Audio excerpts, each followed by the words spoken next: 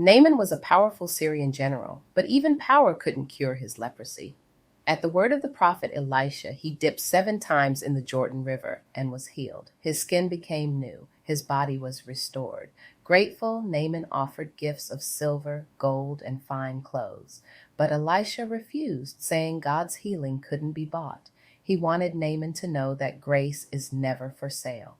Naaman left, healed and humbled. But Elisha's servant Gehazi couldn't let it go. Greed spoke louder than wisdom. He ran after Naaman's chariot and lied. My master sent me. 2 young prophets have come. He asked for silver and garments for them.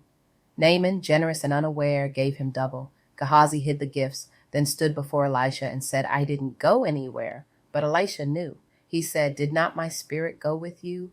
Is this the time to take silver and clothes? Then Elisha spoke the words that would change Gehazi's life forever. Naaman's leprosy will cling to you and your descendants forever. And Gehazi left his presence white as snow. 2 Kings 5, verses 1 through 27. His lie didn't just mark his skin, it marked his bloodline. His words and deceit became a generational curse. Proverbs 6, verse 2 says, You are snared by the words of your mouth. And Proverbs 18, verse 21 reminds us, life and death are in the power of the tongue. Gehazi's greed birthed destruction, not only for himself, but for generations to come.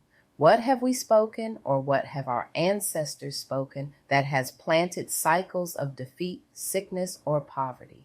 But here's the good news. Christ has redeemed us from the curse. Galatians 3, verse 13 says, Christ redeemed us from the curse by becoming a curse for us. And 1 John 1 verse 9 promises, if we confess our sins, he is faithful and just to forgive us and cleanse us from all unrighteousness. So today we bring every word spoken in ignorance or rebellion before the Lord. The curse stops here. Matthew 18 verse 19 says, if 2 of you agree on earth about anything they ask, it shall be done by my Father in heaven.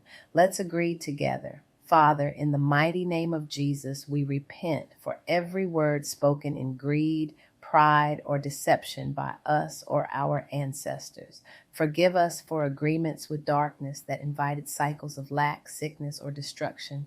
We bring every curse to the foot of the cross. By the power of the blood of Jesus, we break every generational curse and declare freedom over our families.